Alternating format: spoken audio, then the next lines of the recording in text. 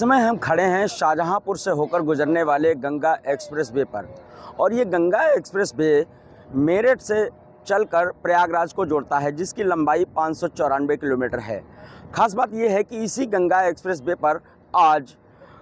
शाहजहांपुर की सीमा में जो हवाई पट्टी बनाई गई है वो 3.9 किलोमीटर की हवाई पट्टी बनाई गई है और उस हवाई पट्टी पर आज राफेल, सुखोई और मिराज, जगुआर जैसे फाइटर प्लेन यहाँ पर टच एंड गो यहाँ अपना अभ्यास करेंगे। दादी के हाथों का जादू और खुशबू से महकता घर, माँ की मुस्कुराहट और खाने की सुगंध। MDH गरम मसाला, क्योंकि हर रिश्ता है स्वाद से जुड़ा।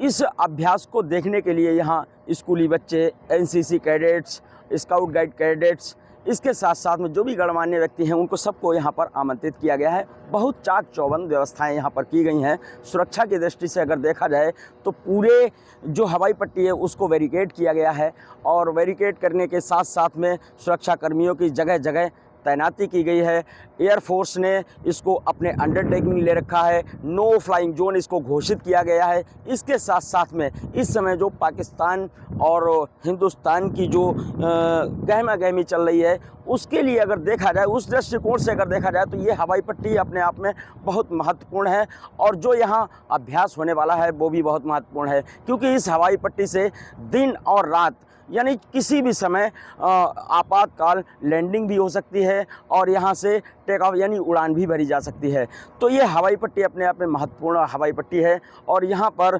आज जो प्रदर्शन है, जो वायुसेना के फाइटर जेट हैं, राफेल हो गया, जगुआर हो गया और मिराज हो गया, सुखोई हो गया, इनका जो एक कर्तव्य है, अपनी जो इनका दमखम है, वो सब यहाँ पर आपको देखने को मिलेगा, इसी हवाई पट्टी पर देखने को मिलेगा। और यहाँ पर अगर देखा जाए तो शाम के टाइम पे 7 से और 10:30 के बीच में यहाँ पर नाइट लैंडिंग शो का भी आयोजन किया जाएगा और अब से कुछ ही देर में यहाँ पर 11:30 बजे से जो लैंडिंग और यह टच एंड गो की जो प्रैक्टिस है वो शुरू हो जाएगी और 1:30 बजे तक ये प्रैक्टिस चलेगी। इसके साथ साथ में शाम को 7:30 से और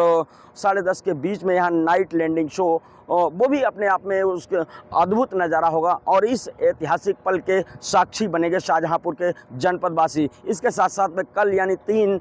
मई को भी यहाँ पर इसी तरीके का आयोजन होगा जो कि पब्लिक के लिए उसको किया जाएगा। उसमें पब्लिक भी यहाँ पर देखने के लिए जो पास पड़ोस के क्षेत्रीय लोग हैं उनको भी आमंत्रित किया गया है। आज ये जो एयर शो है ये अपने आप में भव्य और दिव्य है, क्योंकि यहाँ पिछले